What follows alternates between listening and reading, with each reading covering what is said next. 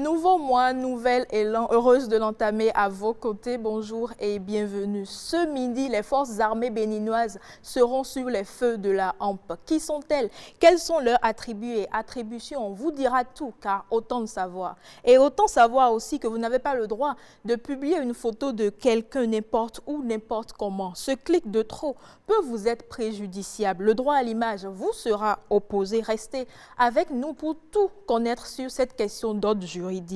Mais avant tout ceci, on fait notre première escale sur référence.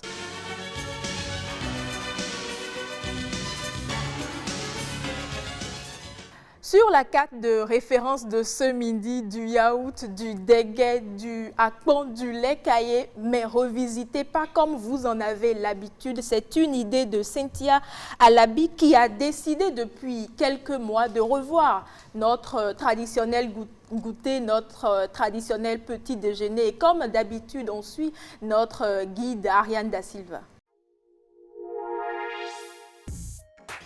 Je suis Cynthia Alabi, je suis titulaire d'une licence en commerce international et promotrice de Yomi. C'est tout simplement du lait caillé revisité.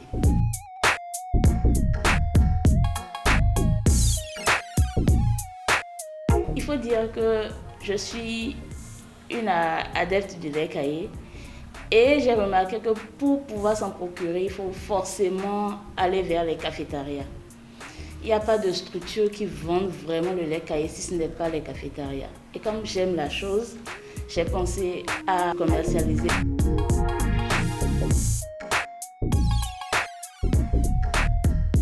J'ai travaillé dans plusieurs structures de la place. Et il faut dire que le salaire n'était pas vraiment ce qu'il fallait. Du coup, pour pouvoir m'en sortir, je me suis dit, bon, pourquoi ne pas commencer à faire de petites activités? J'étais tout le temps sur Facebook. Et je me suis dit, au lieu de payer des forfaits et ne pas en bénéficier, bon, juste pour la distraction, il faudrait que je rentabilise. Donc c'est comme ça que j'ai créé ma première structure où je vendais tout ce qui était accessoires de mode. Quand on parle d'accessoires, ce n'est pas un besoin quotidien, c'est un plaisir. Du coup, je n'avais pas tout le temps des entrées, je n'avais pas quotidiennement des entrées. Donc j'ai réfléchi à une activité qui pouvait quand même me faire gagner de l'argent quotidiennement. C'est de là qu'est parti Yomi.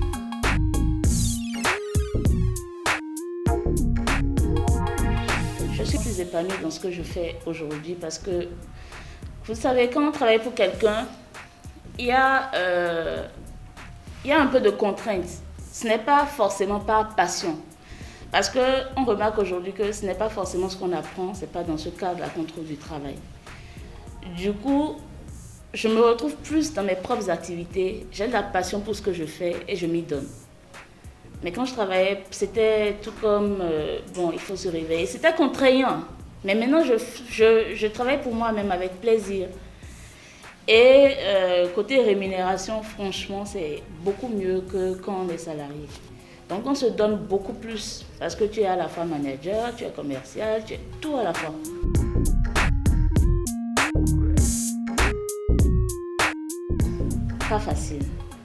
Pas facile, surtout par rapport à la concurrence et beaucoup d'autres facteurs, mais ce n'est pas facile. Il faut vraiment se donner à fond pour pouvoir réussir quand on entreprend. En entrepreneuriat, la principale clé du succès, c'est déjà aimer dans quoi on s'engage. Donc c'est avoir de la passion pour la chose et être extrêmement rigoureux envers soi-même.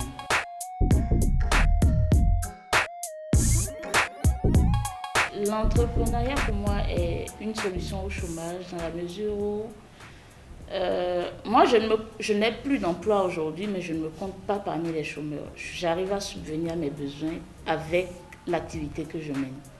Donc forcément c'est une clé c'est une solution au chômage. Herman Amengan, bonjour.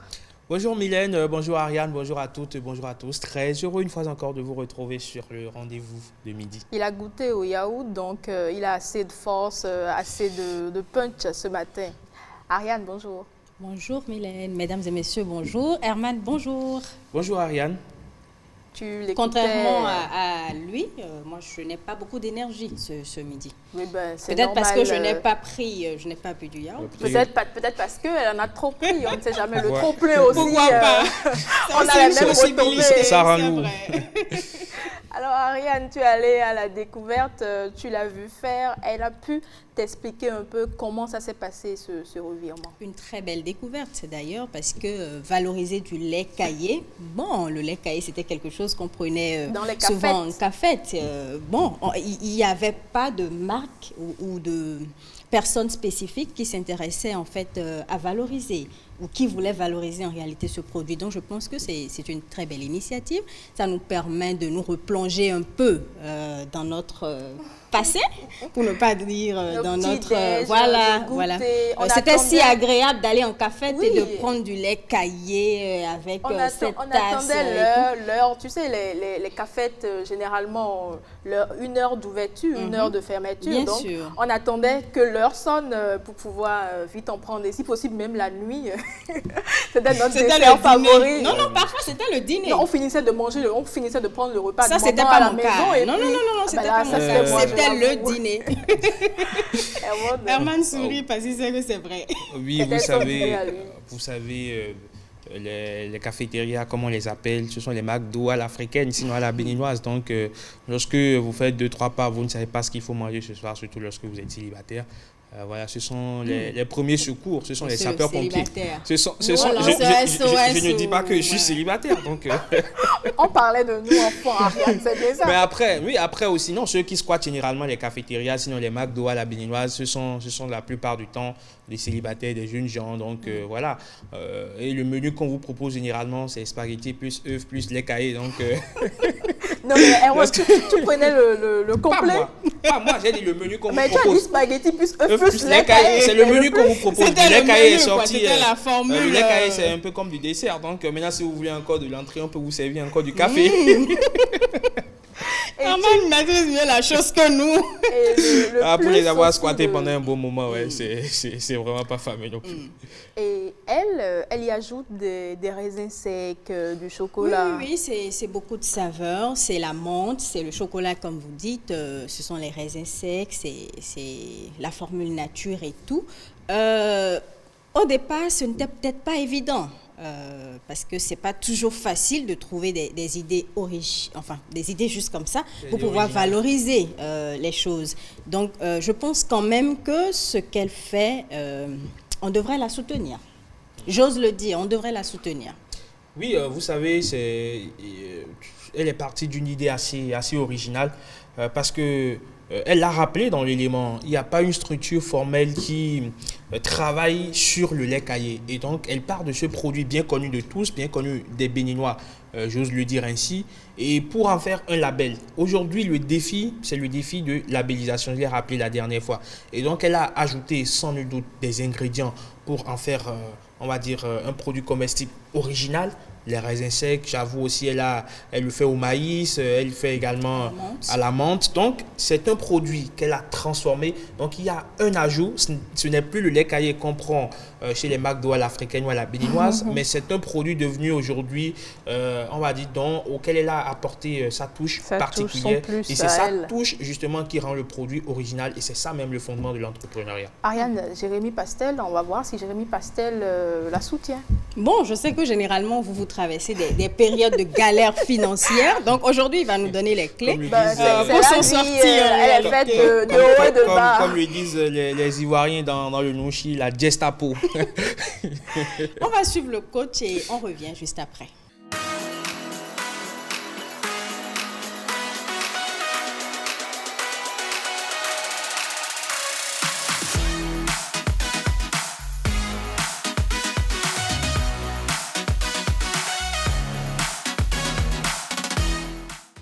Qui paie ses dettes augmente son bien. C'est un proverbe danois qui dit ça. Salut à tous, c'est Jérémy Pastel et j'espère que tu vas bien. Aujourd'hui, on parle de comment sortir de la galère financière. C'est un sujet important, le surendettement ne cesse d'augmenter. La vie n'est pas toujours simple, et surtout pour les classes moyennes. On essaie de finir la fin du mois avec ce qu'on a, mais c'est dur. Alors souvent, la solution, c'est d'emprunter. Personne ne peut blâmer ça. Le problème, c'est que souvent, une dette en appelle une autre. Et cela peut devenir l'engrenage de toute une vie. Il faut refuser la pression financière. Alors voici 5 étapes pour sortir de la galère financière. 1. Il faut faire un état des lieux. Combien tu dois et à qui. Et surtout, il est absolument nécessaire de faire face à cette situation avec force. C'est pas facile, mais la pire des choses que tu puisses faire, c'est de ne pas prendre contact avec les créanciers. Étape 2. Quelles sont les ressources financières dont tu disposes? D'un côté, il faut faire le point sur combien tu gagnes. Ensuite, il faut savoir si tu as la possibilité d'augmenter ton revenu à court terme. Quel revenu annexe tu peux générer en réalité? Peut-être même que tu pourrais vendre des biens que tu possèdes. Enfin, peux-tu réduire significativement tes dépenses pour dégager le maximum de fonds et payer tes dettes? Bref, l'objectif premier ici est de rembourser stratégiquement et le plus vite possible. 3. Prioriser les remboursements en fonction des créanciers et en fonction des conditions. Si tu dois de l'argent au gouvernement, c'est probablement là que tu dois commencer, car il a un pouvoir énorme. 4. Regarde les conditions de remboursement des dettes que tu as contractées. Et la première des choses à vérifier, c'est le taux d'intérêt appliqué. Par exemple, certaines cartes de crédit ont un taux d'intérêt qui dépasse les 20%. Une règle à respecter ici, il faut toujours rembourser le plus rapidement possible le crédit qui te coûte le plus cher en intérêt. Et enfin 5, restaure ou maintiens un bon dossier auprès des banques en appliquant les règles de bonne gestion. Et tu vas y arriver. C'est fini pour aujourd'hui, t'inquiète pas, ça va aller. Je t'en dis plus sur les réseaux sociaux, Facebook, Instagram et LinkedIn. En attendant, organise-toi et ensemble, on cartonne ça. A plus. On cartonne ça sans dette, bien sûr. Ici, il y a beaucoup de personnes qui sont des débiteurs insolvables. Vous leur prêtez de l'argent et puis vous-même, vous savez a priori que ces sous ne sont plus récupérables. Et c'est vraiment pas gentil. C'est peut-être parce que ces personnes savent que vous en avez. Donc, pas forcément. Ce n'est peut-être pas les 20 000 que vous allez lui passer qui changera quelque chose dans votre vie. Hein. Ils ne savent pas forcément quelque part aussi que lorsque vous leur prêtez de l'argent, ce n'est pas parce que vous également vous en avez suffisamment, mais parce qu'à cet instant, ils en ont plus besoin que vous. Donc c'est quelque chose qu'on doit intégrer dans notre quotidien pour ne pas frustrer inutilement nos amis. Moi personnellement, j'ai fait une option, c'est que lorsque je vous prête de l'argent, lorsque ce n'est pas un don, je sais en mon âme et conscience que c'est un prêt que vous ne me remboursez pas, je vous le réclame une fois, je ne vous le réclame plus parce que c'est que la prochaine fois, je sais, bien sûr, il faut le réclamer, c'est important de réclamer pour que la personne te rappelle que c'est une dette et pas un don. Mais attends, mais en venant vers toi, c'était pour un emprunt, même pour un même cadeau. quand on prête à l'État, les banques réclament leurs dettes, même les multinationales, même les institutions financières réclament leurs dettes. Donc si ces institutions internationales réclament leurs dettes, qui suis-je moi, Herman Amengan, pour ne pas réclamer ma dette à quelqu'un? Maintenant après, c'est que quand je réclame une fois et que vous ne réagissez pas, c'est que je ne réclame plus parce que je sais que quand vous serez prochainement dans le besoin, je ne serai plus certainement la cible vers laquelle vous allez vous porter. Il faut faire très attention, sinon la plupart du temps, comment ça se passe, j'emprunte tellement, j'emprunte même plus que mon salaire. Et puis, quand mon salaire vient, ça ne je fait n'ai que pratiquement C'est un plus rien. bouche-trou en réalité. Et parfois, vous devez encore de l'argent malgré le fait que vous avez utilisé tout votre salaire pour boucher des trous. Et ce n'est pas très agréable. C'est pour ça qu'on dit souvent qu'il faut vivre en réalité avec les moyens que nous avons. Il ne faut pas vivre au-dessus de ces moyens. Je n'ai pas les moyens de m'acheter une voiture. Pourquoi est-ce que je vais faire un emprunt alors pour acheter une voiture? Ce n'est pas impossible. Surtout, Dans certains cas, on peut le faire. Quand on est sûr de ses revenus, on peut aller faire un emprunt.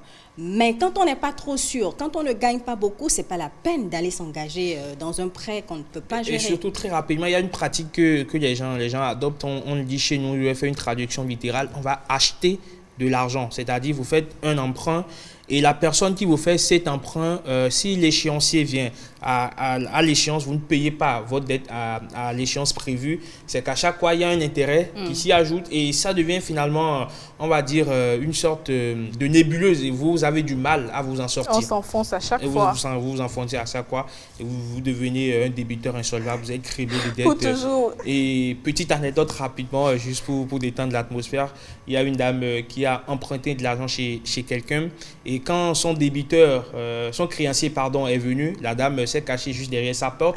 Elle a dit à son enfant, quand telle personne sera là, dis-lui que je ne suis pas à la maison. Alors qu'elle a oublié que ses pieds étaient, voilà, parce que la porte était en hauteur, on voyait ses pieds. Et donc, la personne, le créancier, lui a juste répondu, a répondu à l'enfant, dès que ta maman sera de retour, dis-lui que prochainement, en sortant, qu'elle parte avec ses filles. Hermone, oui, vraiment drôle. Hermone, il est bien inspiré ce matin. Hier aussi, la pêche. Hermone a été bonne hier. Bien sûr, très bonne. Les informations sont assez croustillantes. Et suffisamment denses. Denses, oui.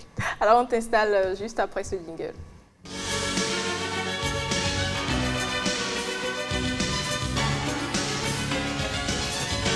L'actualité cette fois-ci est bien dense.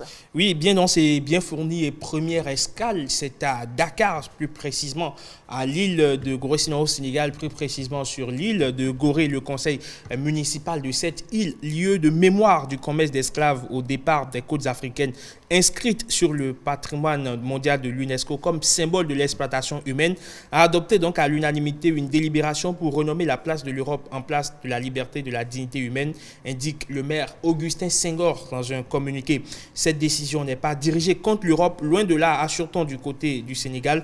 Il s'agit d'une réponse à la vague de violences raciales dont la communauté noire et afro-descendante est régulièrement victime et dont la mort aux États-Unis de George Floyd, cet afro-américain asphyxié par un policier blanc durant son arrestation, est un exemple, dit le communiqué du maire Gorée, Mylène Cheveux, à l'avant-garde du combat pour l'éradication totale et définitive de toutes les formes de racisme, particulièrement celles dirigées contre les personnes de race noire, conformément à sa vocation de lieu de mémoire. L'inauguration donc donnera lieu à des manifestations d'hommage à George Floyd et aux victimes de crimes raciaux avec le concours d'artistes sénégalais. La date doit être encore fixée. L'accès à l'île de 28 hectares à quelques kilomètres au large de Dakar est actuellement restreint à cause de la pandémie de coronavirus. Mais ces changements de nom de rue ou de récrimination se fait récurrent de plus en plus, n'est-ce pas? Oui, ces changements se font de plus en plus récurrents. Il y a quelques semaines en arrière, on parlait de la communauté noire en Belgique qui réclamait le retrait d'une statue du roi Léopold II. Et donc aujourd'hui, on a comme l'impression que la mort de George Floyd est devenue a sonné comme un déclic dans la tête de tous ces militants panafricanistes pour, on va dire, remettre encore sur le tapis un combat qui est quand même aussi vieux que le monde. Ariane, est-ce vraiment la solution? Est-ce qu'il faut changer le nom des rues? Bon, comme on dit souvent, le goût est relatif. Et les décisions également. Ces personnes qui décident de changer, par exemple, des noms de rues, des noms de places, etc., c'est sûr qu'elles ont leur raison. Elles sont en train de défendre quelque chose, elles veulent atteindre des objectifs. On ne va pas les empêcher en réalité d'agir. Mais parfois, on se demande, bon, est-ce qu'effectivement c'est la solution? Parce qu'au-delà de tout, qu'on soit noir, qu'on soit blanc, on a tous des droits. Et Hermone, tu nous dis que à ça...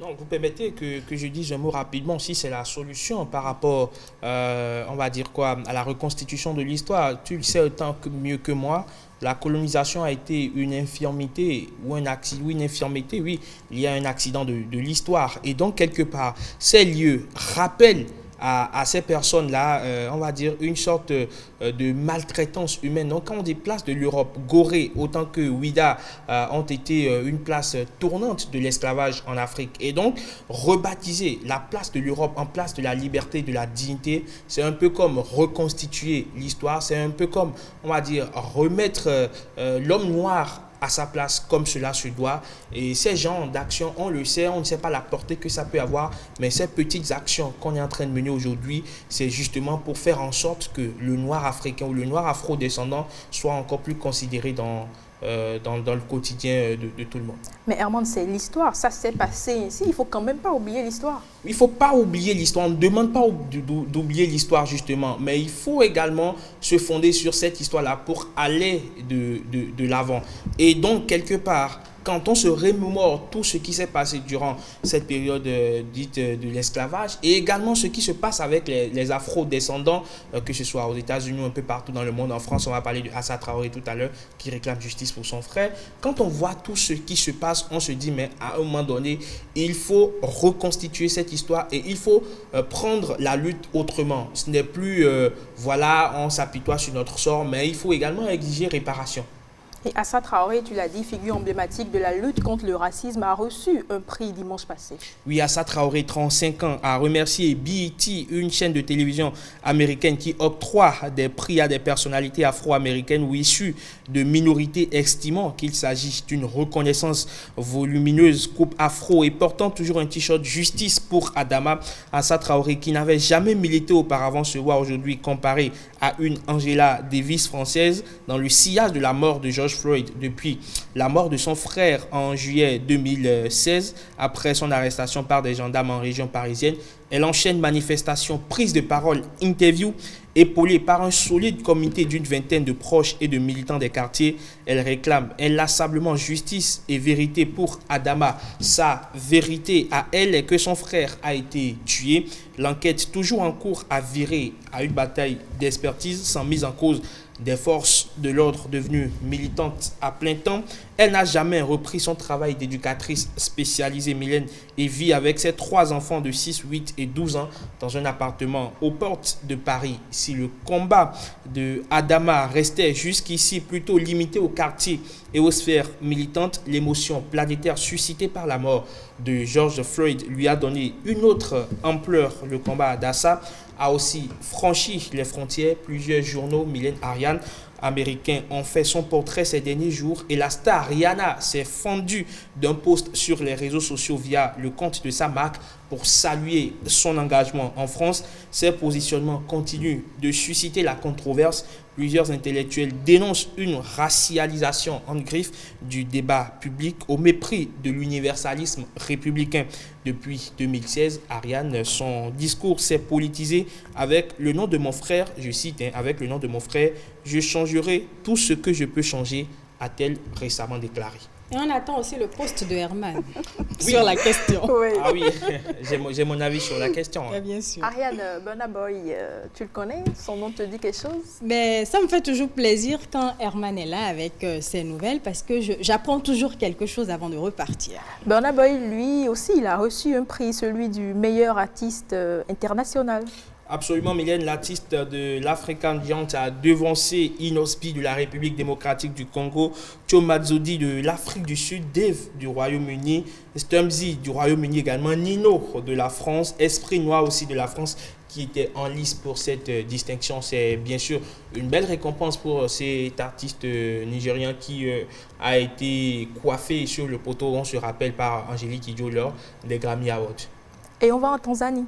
Oui, en Tanzanie où un mineur artisanal est devenu millionnaire après avoir découvert 2 des plus gros fragments de tanzanite jamais trouvés dans le pays. Il s'agit de Sinaniu Kuria Lizer, 52 ans, qui a mis à jour les 2 pierres pesant 9,27 et 5,1 kg dans les montagnes dans une zone que le président tanzanien John Magufuli avait décidé d'entourer d'un mur en 2018 pour contrôler la production et lutter contre les exportations illégales de tanzanite. Le mineur les a vendus au gouvernement pour la somme de 7,7 milliards de shillings, environ 2,9 millions d'euros, sinon 3 millions d'euros. Allez faire le calcul en francs CFA. La tanzanite, pierre précieuse de couleur blanche à violette, surtout exportée vers l'Inde, n'est exploitée que dans les montagnes de Merani, près du mont Kilimandjaro. Monsieur Lizer a dit vouloir utiliser cet argent pour aider à développer sa communauté locale. Je cite, « J'envisage de construire un centre commercial à Arusha et une école près de ma maison. » Fin de citation. Le gouvernement a fait savoir sur Twitter que les pierres seront conservées au musée national. Allez faire le calcul. Vous n'avez pas envie de diriger par hasard le centre commercial? Pourquoi pas? Je veux déjà essayer de faire le calcul pour voir c'est pas la peine. Combien c'est. C'est pas la peine. On tourne autour, je crois, de 180-190 millions de francs CFA. Ariane, tu t'imagines? 3 millions d'euros, oui. Je ne voudrais même pas imaginer. On va au nord, on va fouiller, voir si... si on trouve aussi quelque chose à vendre, n'est-ce pas? Ça fera Il y a le fer de Lumbu lors de Perma aussi, le calcaire de Ningbolo. En tout cas, on a toutes nos chances. Hein. Oui, oui. On a appris ça sur les bancs. On nous faisait réciter ça. Ah, mais absolument. Jusqu'aujourd'hui, on continue de réciter cela. Merci à toi, Herman.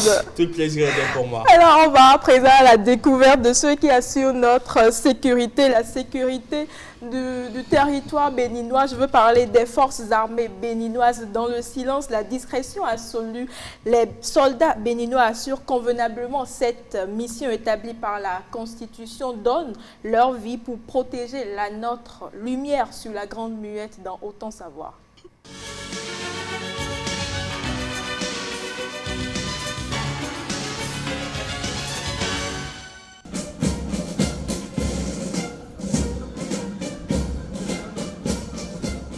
Créée au lendemain de l'indépendance du 1er août 1960, l'armée béninoise, depuis le 1er janvier 2018, ne compte désormais plus que 3 composantes, c'est-à-dire l'armée de terre, l'armée de l'air, les forces navales. La gendarmerie, qui constituait la 4e composante des forces armées, est fusionnée à l'ex-police nationale pour donner la police républicaine.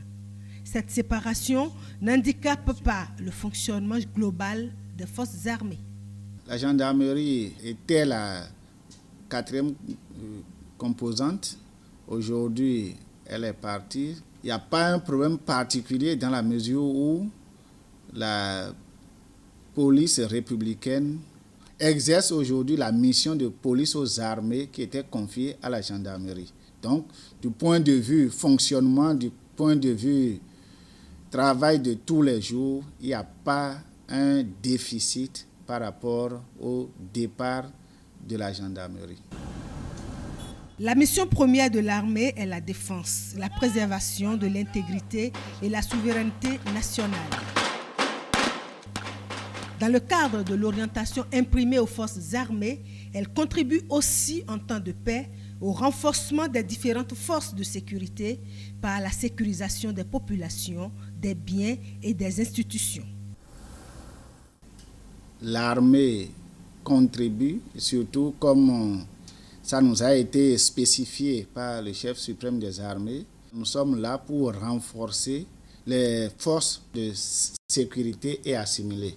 Cela s'entend par quoi nous renforçons la police républicaine dans sa mission de sécurité des populations et des biens. Nous renforçons les eaux, forêts et chasses dans la sécurité environnementale. Et nous renforçons aussi les personnels des douanes dans la sécurité économique. Donc, les forces armées interviennent dans tous les domaines de sécurité en renfort des forces qui sont les premières concernées. Conformément à cette orientation de l'armée, elle participe également aux tâches de développement à travers plusieurs de ses structures, comme l'hôpital d'instruction des armées, les sapeurs-pompiers, le génie militaire. Le génie militaire continue à exécuter la mission qui est la sienne, qui est d'exécuter les tâches de développement. Donc, ils font des constructions, ils continuent d'ouvrir des voies et ils continuent de contribuer aussi à des missions de défense. Le groupement des sapeurs-pompiers est une unité à mission particulière. Donc, d'ailleurs, elle est mise à la disposition du ministère de l'Intérieur pour l'emploi. Il y a des structures qui sont plus tournées vers le secours, vers les tâches de développement, donc, qui sont le service de santé des armées, le génie militaire et les sapeurs-pompiers. Donc, c'est 3 structures qui sont plus tournées vers les populations compte tenu de leurs compétences particulières. L'armée béninoise est également présente sur les théâtres extérieurs de maintien de la paix à travers le continent africain dans des missions onusiennes. On sait donc tout quant aux forces de défense et de sécurité à Mandamenga. On le sait, le 23 juin dernier, le Parlement béninois a voté un ensemble de lois relatives aux forces armées béninoises. Oui, c'est au total, je crois bien, 6 projets de loi, dont 2 modificatives et complétives relatives aux forces armées et la police républicaine, et 4 autres lois, 4 autres lois relatives au personnel, au statut des personnels des forces armées béninoises, de la police républicaine, fonctionnaires des douanes, fonctionnaires des eaux, forêts et chasses. Et surtout, la nouveauté, c'est qu'il y a eu la création de la garde nationale, qui donc intègre, on va dire, la constitution désormais des forces armées béninoises, qui seront désormais composées de 4 corps, à savoir l'armée de terre, la marine et donc bien désormais la garde nationale. En tout cas, pour l'heure, la loi n'a pas encore été promulguée. Il faut donc que cette loi soit promulguée avant qu'on ne commence pas à observer désormais la garde nationale dans le quotidien ou dans l'écosystème des forces armées béninoises. Ariane, ils assurent notre sécurité. Et c'est rassurant. C'est rassurant de savoir qu'il y a des gens qui sont là et à n'importe quel moment, quand il va se passer quelque chose, ils sont prêts à dégainer leurs armes pour pouvoir se battre, nous défendre et tout. C'est vraiment beau, c'est vraiment rassurant. Et puis, ce qui me marque, moi, surtout dans l'armée, ce sont ces femmes qui sont dans l'armée. Franchement, quand vous regardez un peu le 1er août, il y a ces femmes, elles sont pas nombreuses, mais quand vous les voyez défiler dans leur tenue, mais vous vous dites, c'est magnifique, c'est majestueux, c'est vraiment beau. Et du courage à elles, parce que c'est pas facile d'être femme et d'être dans l'armée. Pas qu'à elles, hein, tu dis du courage à tout l'ensemble, Herman. Oui, du courage, on va dire, à tout le monde, et surtout à ces soldats aujourd'hui qui sont à l'étranger dans des missions de maintien de la paix, loin de leur famille, loin de leurs femmes et enfants. Ce n'est pas facile. Dieu sait qu'ils sont nombreux, Dieu sait qu'il y a beaucoup de Béninois dans les missions, que ce soit de l'Union africaine, que ce soit de l'Organisation des Nations Unies pour le maintien de la paix dans le monde, et surtout en ces moments aujourd'hui où la question de la sécurité des personnes et des biens est encore plus d'actualité. Je crois qu'il faut encourager encore plus ces soldats-là qui sont chaque jour au front pour protéger notre territoire des potentielles attaques ennemies. On dit merci à Bruno Souali pour cet élément. Oui, merci à Bruno Souali. Pour son autant savoir, spécialement autant savoir d'aujourd'hui. Oui. Et nous possédons tous un téléphone portable. Nous sommes à l'ère du numérique. Herman a plusieurs téléphones portables. Ariane, n'en parlons pas. Non. Ariane a un seul téléphone portable. C'est raisonnable. Clair et précis. Alors, nous possédons tous un téléphone portable, un téléphone multifonction avec lequel nous prenons très souvent des photos. Herman prend des photos chaque matin quand il s'habille. Vous encore plus. Non, ça ne me ressemble pas. Mais vous encore toi, plus. Oui, ça, Mylène adore les photos. Ah oui, ça, c'est dire la vérité. Alors, notre image peut être captée ou utilisée sans notre consentement. Notre droit à l'image est-il le même lorsque nous nous trouvons dans un lieu public, du parfait inconnu ou à la grande star internationale? Herman Amengo. Je ne suis pas une star internationale. Mais tu es une star. Je suis un serviteur de la République. Ariane Da Silva, le 20h, c'est Ariane Da Silva actuellement. Mais je ne suis pas une star. Hein. Mais tu es le 20h, l'image du 20h aujourd'hui, c'est Ariane Da Silva. Elle est au service de la population. Merci Herman. Les populations qui ont droit à l'information. Voilà. Alors, de parfait inconnu à la grande star internationale, ce droit à l'image concerne tous les individus. Mais comment ce droit est-il encadré au Bénin aujourd'hui? Innovation propose de mettre le sujet sur le tapis.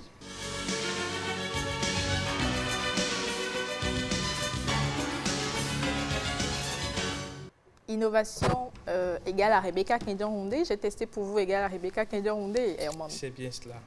Rebecca, bonjour. Bonjour Mylène, bonjour Herman.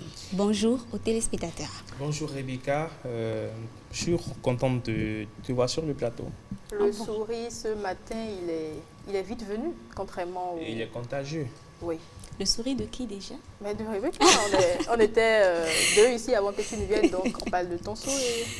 C'est le jaune qui te donne l'air plus rayonnante que d'habitude. Ah, merci beaucoup, ça fait plaisir de vous revoir et de revoir les téléspectateurs. Mais je ne comprends pas cet acharnement sur le jaune dernièrement. Il y a eu une juxtaposition de tenue jaune. Est-ce à dire qu'il y a des choses qu'on doit savoir? Dis-nous tout.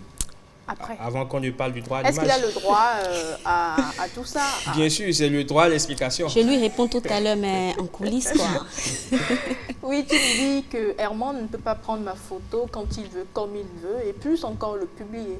Tout à fait, Mylène. Le droit à l'image, on s'y penche aujourd'hui, chers téléspectateurs. Alors, de façon générale, retenons juste que c'est le droit de toute personne physique à disposer de son image, entendue comme l'ensemble des caractéristiques visibles d'un individu permettant son identification. Alors, de façon juridique, qu'est-ce que c'est que le droit à l'image? Je vous propose de suivre ici Rodolphe Adjaïbe. Il est expert en cyberdroit et chargé des affaires juridiques au sein de l'ANSSI.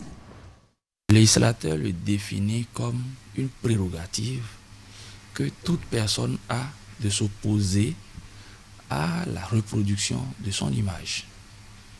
Voilà ce que nous pouvons retenir en termes donc de définition légale du droit à l'image. Et elle fait partie de la catégorie des atteintes à la vie privée. Lorsque donc tout individu se voit lésé, il saisit le juge à l'effet donc de voir ce dernier prescrire un certain nombre de mesures, y compris réparation de préjudice en fixant des dommages et intérêts, y compris la saisie ou la destruction des éléments qui ont servi à reproduire l'image de l'individu.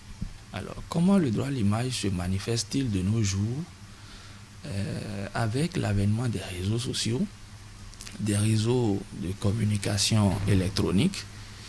Il y a eu plusieurs facettes du droit à l'image et elle se traduit déjà par l'usurpation d'identité, où vous avez soit la voix, soit vous avez la photo même de la personne qui est utilisée à des fins de nuisance.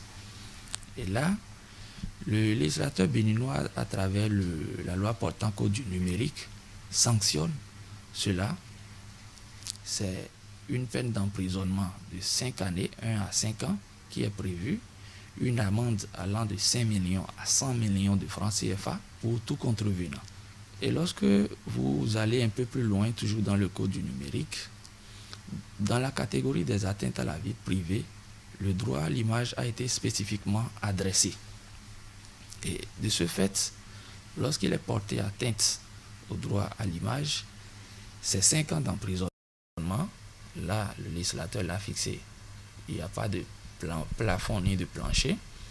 Et c'est 25 millions d'amendes. Attention donc à toutes ces personnes qui exploitent les images de personnalités publiques ou même de citoyens lambda à des fins, on va dire, qui causent de l'inconfort ou qui portent atteinte à l'estime de ce dernier. La loi, le code du numérique est assez clair, ça n'est pas moi qui le dis, c'est l'expert, vous l'avez entendu tout à l'heure. Alors cette question à présent, y a-t-il des dérogations au droit à l'image? Oui, bien sûr, Rodolphe Adjaïbe, notre chercheur en cyberdroit, nous énumère ici 3 de ces dérogations. On l'écoute. Toute personne défunte n'a plus le droit à l'image et ses ayants droit ne sont pas reçus dans une quelconque requête ou dans une quelconque action. Donc c'est une action qui est attachée à la personne même vivante. Le droit à l'image également a une deuxième exception qui concerne la catégorie de toute personnalité, fût-elle anonyme ou non, lorsque nous avons un besoin d'information légitime. Je prends la situation actuelle donc du coronavirus, où vous avez Dr Tantampion qui doit intervenir ou qui fait une intervention à l'effet donc d'expliquer ou de donner des mesures aux populations afin de les protéger.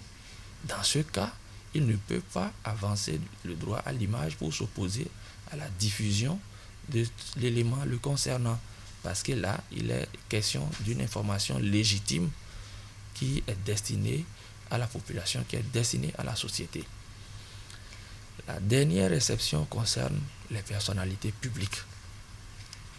Alors, les personnalités publiques, lorsqu'elles interviennent dans le cadre de leur activité professionnelle, les images doivent être en relation avec l'intervention qu'ils font. En ce moment, ils ne peuvent pas s'opposer en arguant donc du droit à l'image.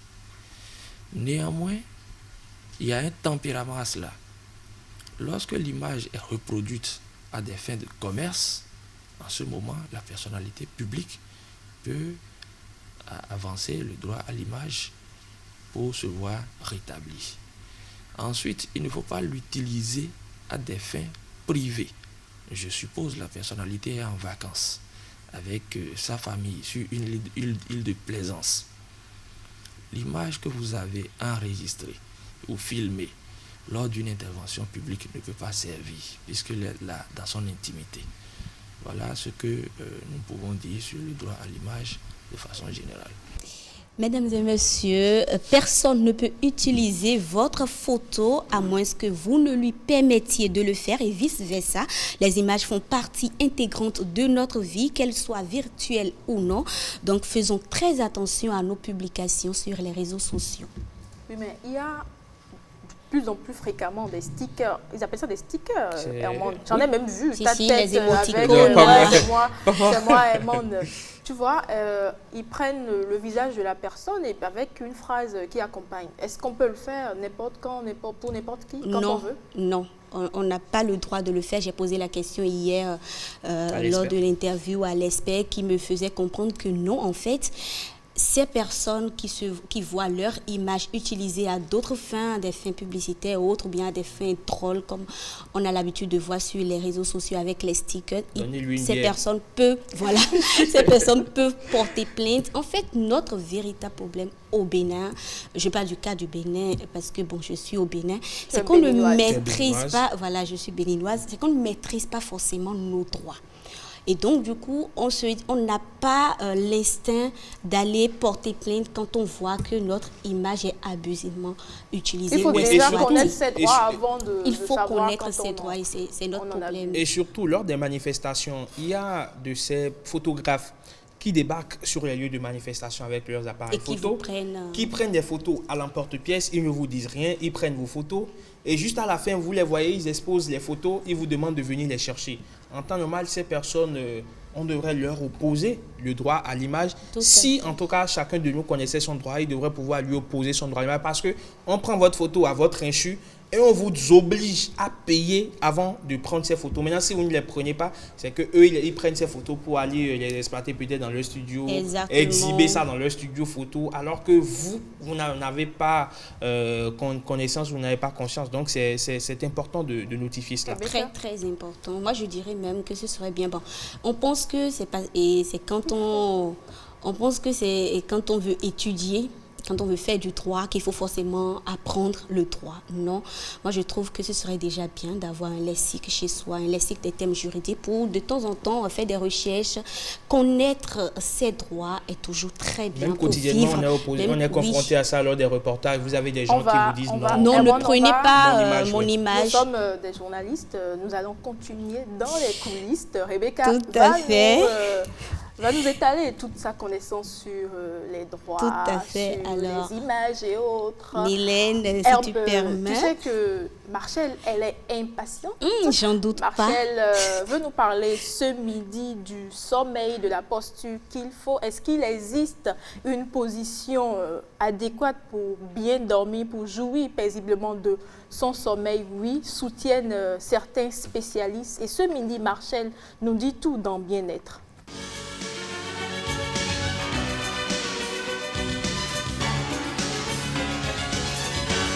Marchel, bonjour Mylène. Tu connais les marshmallows? Non. Tu connais pas? Non. Il faut que tu ailles faire un peu de recherche là-dessus. Ah oui? Oui, parce que là, quand je t'ai vu, j'ai eu envie de te dévorer en même temps. Comment tu vas? Je vais bien, chez toi. Ça va très bien. Et tu es avec un invité, bonjour. Bien sûr, avec notre invité du jour, je regarde la surprise. Un spécialiste, je sais, je l'ai annoncé déjà, je sais que c'est un spécialiste. D'accord. Alors, bonjour chers amis téléspectateurs, bonjour Mylène une fois encore. Et bonjour à notre invité sur le plateau. Aujourd'hui, nous allons parler de comment bien dormir pour garantir une parfaite santé. Eh bien, nous allons aujourd'hui voir tout ce qu'il faut savoir sur les positions, sur le temps de sommeil, sur comment dormir de telle sorte à éviter les troubles du sommeil ou les mal de dos, comme le disent les spécialistes. C'est donc l'objectif de ce plateau. Et avec moi, j'ai notre invité, c'est un kinésithérapeute qui s'appelle Renaud Amazoé. C'est bien cela? Oui, madame. Bonjour. Bonjour, madame. Comment allez-vous? Très bien, et vous? Hein? Ça va bien, merci. Alors, je disais tantôt que nous allons parler de comment dormir et surtout les positions à adopter, tout ce qu'il faut savoir, les bons réflexes pour éviter quand même d'avoir des troubles de sommeil après. Déjà, quand on parle du sommeil, à quoi doit-on faire allusion? Déjà, le sommeil, ce n'est rien d'autre qu'une perte donc, de contact donc, avec son environnement immédiat, ouais. Une perte donc, de connaissance et de tout ce qui se passe autour de soi. Et donc, le sommeil, il y a différentes donc, phases donc, de sommeil. D'accord. Il y en a 3.